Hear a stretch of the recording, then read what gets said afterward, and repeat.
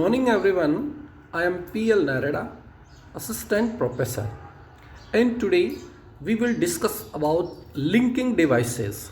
Linking devices से संबंधित question RPSC द्वारा प्रायोजित परीक्षाओं में एसएससी, पटवारी, रेलवे आदि में पूछे जाते हैं।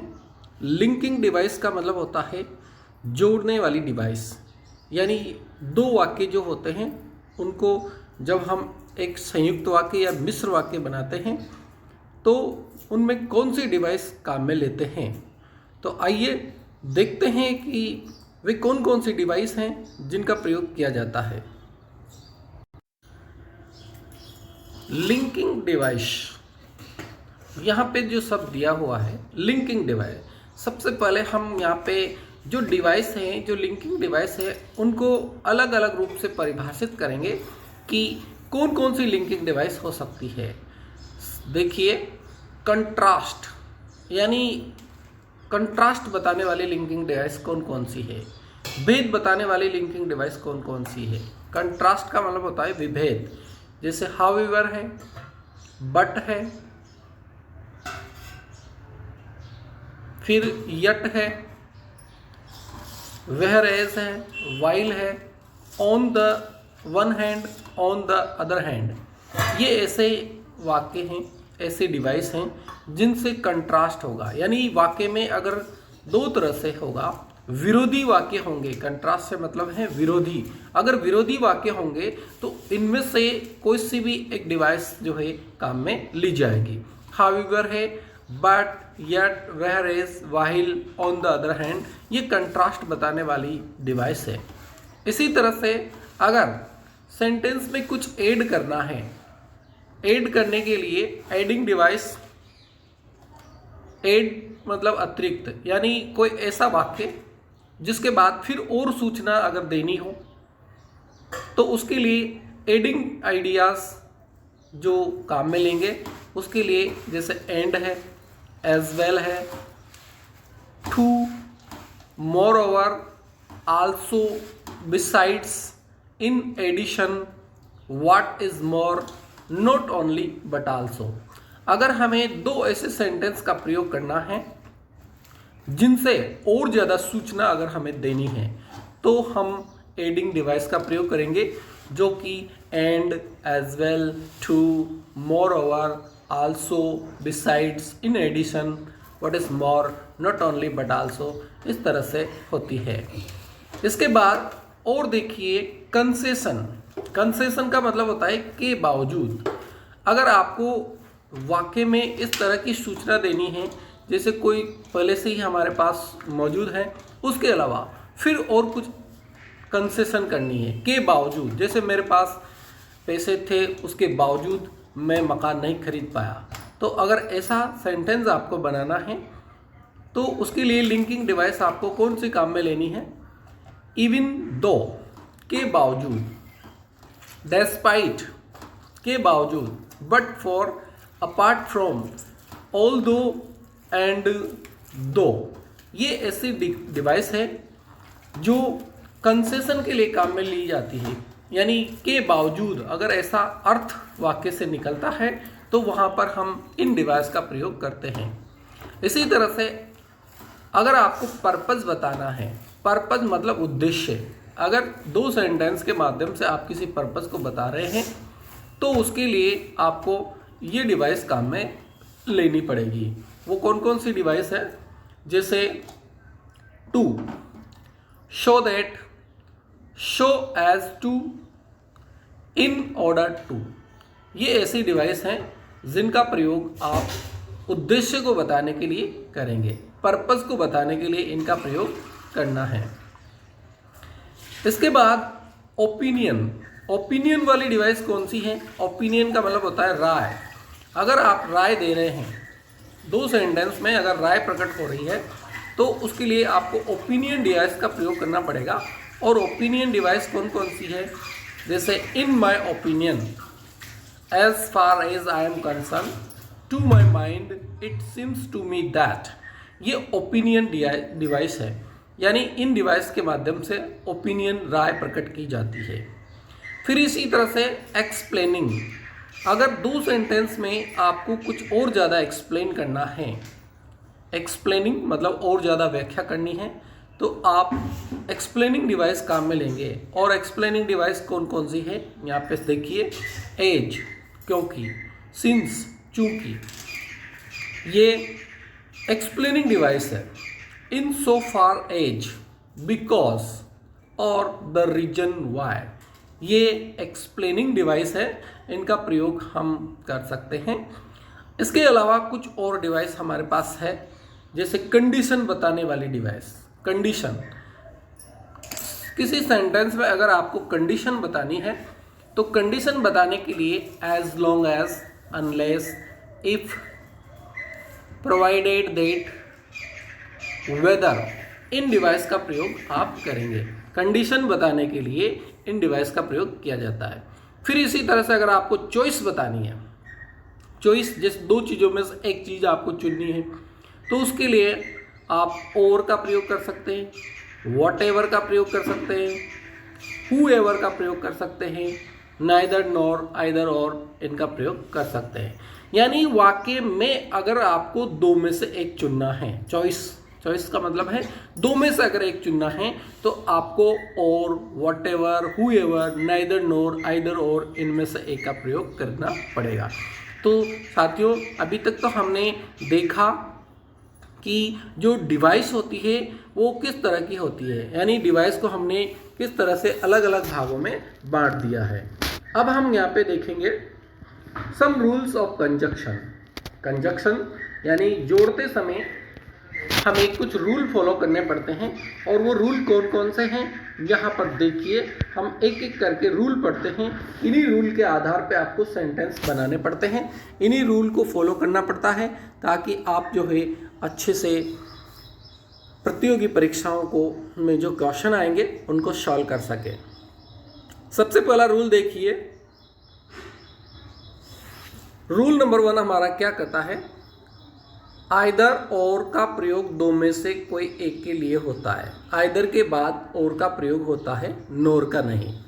यहाँ पर आपको ये समझना जरूरी है कि आइदर और का प्रयोग दो में से एक चीज़ के लिए होगा, और एक चीज़ से मतलब यूँ है कि दो में से एक आपको छोड़नी है या दो में से एक आपको पिकअप करनी है, दोनों नहीं। और आइदर के बाद और का प्रयोग करना होगा, नोर का नहीं। ही इज़ आइदर डल और फुलिश। कभी कभी क्या होता है, जब प्रतियोगी परीक्षाओं में क्वेश्चन पूछे जाते हैं तो यहाँ पे पहले तो आइदर लगा देते हैं और बाद में और की जगह पे नोर लगा देते हैं, और उसी गलती को आपको ढूंढना होता है। इसी तरह से नाइदर नोर का प्रयोग दो में से कोई भी नहीं के लिए होता है। नाइदर के बाद नोर का प्रयोग होता है, और का नहीं। यहाँ पर ये रूल बहुत इंपॉर्टेंट है। नाइदर नोर का मतलब ये होता है कि दो वस्तुएं हैं और दोनों में से कोई भी आपको सिलेक्ट नहीं करनी, तब जाके नाइदर नोर का प्रयोग होता है। और नाइदर के बाद नोर का प्रयोग आपको करना है, और का प्रयोग आपको नहीं करना है। जैसे my uncle is neither good nor wise, मेरे जो चाचा जी है वो न तो गुड है और न वाइज है, यानी वो अच्छे भी नहीं हैं और बुद्धिमान भी नहीं हैं। तो ऐसे सेंटेंस में हम नाइदर नोर का प्रयोग करेंगे। इसी तरह से रूल नंबर 3 हमारा कहता है बोथ एंड का प्रयोग और भी के अर्थ में होता है। बोथ के बाद हमेशा एंड का प्रयोग होगा, न कि एज वेल एज तथा बट का। अक्सर क्या होता है कि स्टूडेंट गलती कर बैठते हैं, बोथ के बाद हमेशा हमें एंड का प्रयोग करना पड़ेगा। बोथ के बाद अगर हमने बट लगा दिया या एज वेल एज का प्रयोग कर दिया तो वो गलत माना जाएगा। इसीलिए बोथ के बाद हमें एंड का प्रयोग करना है। ऑल्दो दो के बाद यट का प्रयोग होता है, बट का प्रयोग नहीं। इसके साथ प्रयुक्त क्लास के अंत में कोमा होने पर यट का प्रयोग नहीं भी होता है। इसका मतलब ये है कि जब आप ऑल्दो या दो का प्रयोग कर रहे हैं तो उसके बाद यट का प्रयोग आपको करना है, उसके बाद आपको बट का प्रयोग नहीं करना है। हाँ, ये अलग बात है कि उसके बाद कोमा आप लगा भी सकते हैं और नहीं भी लगा सकते। जैसे यहाँ पे हम देखेंगे एक नोट दिया हुआ है, ऑल्दो दो के बाद यट कोमा दोनों का प्रयोग होता है, यानी यट भी लगा सकते हैं और कोमा भी लगा सकते हैं। आप दोनों आपके सेंटेंस सही होंगे। देखिए, दो he is poor yet he is honest, तो यहाँ पे दो का प्रयोग हुआ है, दो के बाद हमें एट का प्रयोग करना पड़ेगा, हम यहाँ बट नहीं लिख सकते। दो he is poor he is honest, यहाँ पे दूसरे सेंटेंस में यट नहीं लगाया, सिर्फ कोमा से ही हमारा सेंटेंस सही हो गया। दोनों स्थिति में वाक्य सही होता है, लेकिन किसी भी स्थिति में आपको दो के साथ बट का प्रयोग नहीं करना है। अगला रूल हमारा कहता है इफ देन का प्रयोग होता है, इफ देन या दैट का नहीं। देखिए, यहाँ पे देन की स्पेलिंग में THEN देन और THAN दैन, ये कंपैरिजन के लिए होता है। जो THAN होता है वो कंपैरिजन के लिए होता है, इसलिए यदि वाक्य में इफ का प्रयोग हो रहा है तो आपको THEN का प्रयोग करना है। देन का मतलब होता है उसके बाद। इफ यू कम हियर, अगर तुम यहाँ आओगे, then I will give you homework, तो मैं तुम्हें होमवर्क दूंगा। देखो, यहाँ पे इफ का प्रयोग है और इफ के बाद आपको THEN देन का प्रयोग करना है, न कि दैट का प्रयोग। All right. अगला रूल हमारा क्या कहता है, हार्डली व्हेन बिफोर तथा स्केर्सली व्हेन बिफोर का प्रयोग होता है। इसके बाद देन देन दैट का प्रयोग नहीं होता है। जब भी सेंटेंस में हार्डली या स्केर्सली आएगा, हार्डली या स्केर्सली का मतलब होता है मुश्किल से ही, तो इसके बाद आपको व्हेन या बिफोर का प्रयोग ही करना है, न कि आपको देन का प्रयोग या देन का प्रयोग या दैट का प्रयोग आपको किसी भी हालत में नहीं करना है। जैसे यहाँ देखिए, scarcely hardly had I reached the school when before it began to rain। यहाँ पर when या before का प्रयोग आप कर सकते हैं, then का प्रयोग आप नहीं कर सकते। हार्डली स्कैर्सली के साथ आप जो है when या before का ही प्रयोग करेंगे, then का प्रयोग आपको नहीं करना है। ये छोटी छोटी गलतियाँ होती है जो कंजक्शन में आपको काम में लेनी होती है। लिंकिंग डिवाइस में आपको इनका सही प्रयोग करना होता है, नहीं तो हमारे सेंटेंस गलत हो जाते हैं। इसके बाद देखिए, नो सूनर देन का प्रयोग होता है। नो सूनर के बाद नो सूनर में देन का प्रयोग होगा THAN देन, इसमें आपको THEN का प्रयोग नहीं करना है। नो सूनर के बाद व्हेन देन बट दैट का प्रयोग नहीं होता है। किसी भी हालत में आप नो सूनर के बाद व्हेन देन बट दैट का प्रयोग नहीं करेंगे, आपको नो सूनर के बाद सिर्फ देन का प्रयोग करना है, THAN then. No sooner had I reach the school the teacher started teaching. No sooner had I reach the school then the teacher started teaching. यहाँ पर देन जो है आएगा THAN then the teacher started teaching, यहाँ पर आपको then का प्रयोग करना है। No sooner does he arrive, जैसे ही वो पहुंचा, देन तब ही began to eat, he begins to eat, जब वो वहाँ पहुँचा उसके बाद उसने खाना स्टार्ट किया। तो नो सूनर के बाद आपको THAN देन का प्रयोग करना है। अगला रूल हमारा कहता है बिटवीन के बाद एंड का प्रयोग होता है, टू प्रीपोजिशन का प्रयोग नहीं होता। बिटवीन का मतलब बीच में, दो व्यक्तियों के बीच में, दो व्यक्तियों के बीच में जब हम कोई चीज़ बताएंगे तो उसमें बिटवीन के बाद आपको एंड का प्रयोग करना है, न कि टू का प्रयोग। देखिए, सेंटेंस के माध्यम से आप समझते हैं। Contact us between 12 AM and 3 PM, हमसे मिलिए, कांटेक्ट कीजिए 12 से 3 के बीच में, यानी 12 और 3 के बीच में हम यहाँ पे एंड का प्रयोग करेंगे, न कि टू का प्रयोग। There is enmity between Ram and Radha, Ram और राधा के बीच में एनिमिटी है, लेकिन यहाँ पे बिटवीन की वजह से हमें एंड का प्रयोग करना पड़ेगा, हम टू का प्रयोग यहाँ पे नहीं कर सकते।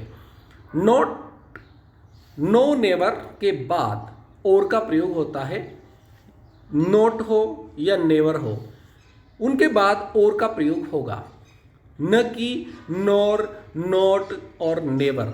क्यों नहीं होगा? क्योंकि not, nor, never negative meaning रखते हैं, अतः नॉर का प्रयोग नहीं किया जा सकता। नॉट, नॉर, नेवर, ये इनसे नकारात्मक भाव का प्रयोग झलकता है, और नकारात्मक भाव झलकने के कारण फिर इनके बाद नॉर का प्रयोग हम नहीं कर सकते, क्योंकि फिर डबल नेगेटिव हो जाएगा, और जहाँ डबल नेगेटिव हो जाता है तो उसका अर्थ पॉजिटिव हो जाता है।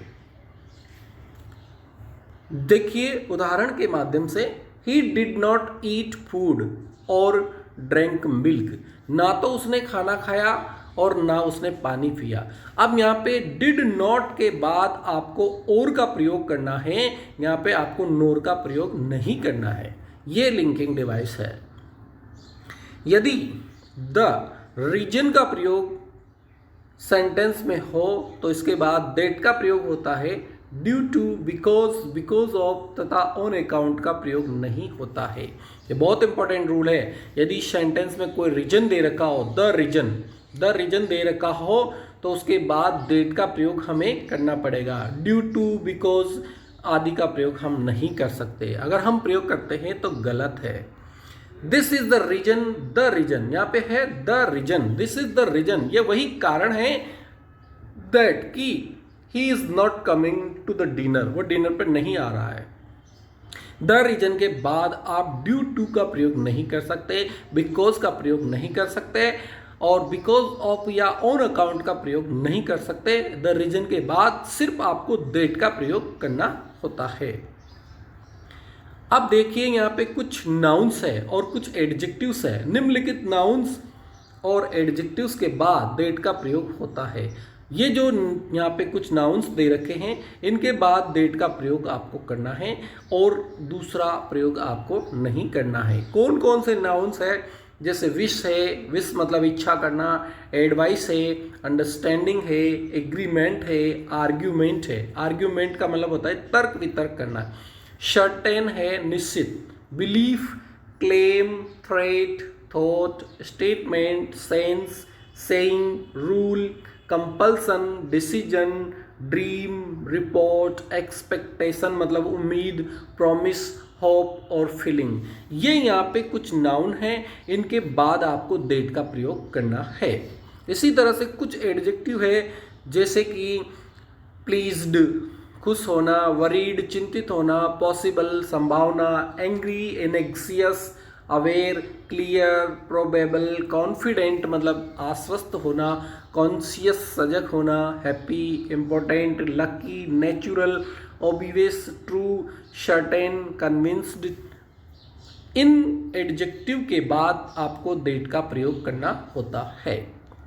कैसे करेंगे आप दैट का प्रयोग? यहाँ पे देखिए, ही इज कॉन्फिडेंट, वह कॉन्फिडेंट है, यानी वह आश्वस्त है, that he will do the work, कि वह उस कार्य को करेगा। तो यहाँ पे कॉन्फिडेंट के बाद आपको दैट का प्रयोग करना है। अगर आप दैट की जगह कुछ और प्रयोग करते हैं तो वो गलत हो जाएगा। आई सॉ द ड्रीम, मैंने सपना देखा। यहाँ पे ड्रीम जो है वो हमारा जो बताया हमने कि ये जो नाउन है उसके बाद आपको दैट का ही प्रयोग करना है। That I would be an IAS, मैंने सपना देखा कि मैं IAS बन गया। तो यहाँ ड्रीम के बाद दैट का प्रयोग आपको करना है। अगला रूल देखिए, सिंस का प्रयोग कंजक्शन के रूप में जब से जब तक के अर्थ में होता है। यानी जब हम सिंस का प्रयोग करते हैं तो इसका मतलब होता है जब से जब तक। सिंस के साथ प्रयुक्त क्लास में सिंपल पास्ट टेंस का प्रयोग होता है। सिंस, जब भी हम सिंस का प्रयोग करेंगे क्लास के रूप में तो इसके साथ सिंपल पास्ट टेंस का प्रयोग होगा, और जबकि इसके पहले प्रयुक्त क्लास में प्रेजेंट परफेक्ट टेंस का प्रयोग होता है। अब यहाँ पर आप देखिए, जहाँ सिंस का प्रयोग होगा क्लास के रूप में, जब कंजक्शन के रूप में हम सिंस का प्रयोग कर रहे हैं तो सिंस के साथ प्रयुक्त में क्लास में सिंपल पास्ट टेंस होगा, यानी जिसमें सेंस आएगा उसमें सिंपल पास्ट टेंस होगा, और सिंस से पहले वाला जो सेंटेंस होगा उसमें प्रेजेंट परफेक्ट टेंस काम में लेना पड़ता है। जैसे यहाँ पे देखिए, my friend has not return to me, ये सिंस से पहले वाला क्लास है। Since he went to America, since वाला जो होगा सेंटेंस उसमें आपको सिंपल पास्ट टेंस यानी ही वेंट टू अमेरिका ये सिंपल पास्ट टेंस है, और उससे पहले वाला जो क्लास होगा हैज नॉट रिटर्न, उसमें आपको प्रेजेंट परफेक्ट टेंस काम में लेना होता है। It has been 10 years since my father died, तो यहाँ पे सिंस माई फादर डाइड ये सिंपल पास्ट टेंस है, और इससे पहले वाला जो है हैज़ बीन 10 years ये प्रेजेंट परफेक्ट टेंस है। अगला रूल हमारा देखिए, फॉर का प्रयोग सम एडिशनल इंफॉर्मेशन के लिए होता है। फॉर जहाँ पे वाक्य में फॉर का प्रयोग होता है वो कुछ अतिरिक्त सूचना देने के लिए उसका प्रयोग होता है, न कि बिकॉज, सिंस तथा एज का। फॉर कुछ एडिशनल सूचना देने के लिए होता है, और उससे ये पता चलता है कि कुछ और सूचना आपको दी जा रही है। जैसे the student decided to learn lesson for they were tired. The student decided, छात्र ने निश्चित किया, स्टूडेंट्स मतलब छात्रों ने डिसाइड किया टू लर्न लेसन सीखने के लिए, फॉर दे वर ट्राइड, क्योंकि वो टायर्ड हो चुके थे। टायर्ड मतलब वो थक चुके थे, लेकिन फिर भी कुछ और वो सीखना चाहते थे, इसलिए यहाँ पे फॉर का प्रयोग होगा। फॉर क्लास का प्रयोग सेंटेंस के स्टार्टिंग में नहीं होता है। यहाँ पे एक बहुत इंपॉर्टेंट बात आपको बताई गई है कि फॉर क्लाजिंग का मतलब फॉर से कोई अगर वाक्य स्टार्ट हो रहा है तो वो गलत है। फॉर से आप सेंटेंस स्टार्ट नहीं कर सकते। For it is June the days are long, ये गलत है। फॉर से आप सेंटेंस स्टार्ट नहीं कर सकते। आप इसको इस तरह से कर सकते हैं, the days are long for it is June, दिन बहुत लंबे हैं क्योंकि ये जून का महीना था। तो साथियों, हमने यहाँ पर देखा कि कंजक्शन का प्रयोग करते समय हमें कौन सी गलती नहीं करनी चाहिए, हमें कौन कौन सी सावधानियां रखनी चाहिए। तो वीडियो को आप ध्यान से देखिए, अपने साथियों को भेजिए ताकि वो भी देख सके और रीट में सफलता प्राप्त कर सके और प्रतियोगी परीक्षाओं में सफलता प्राप्त कर सके। Thank you.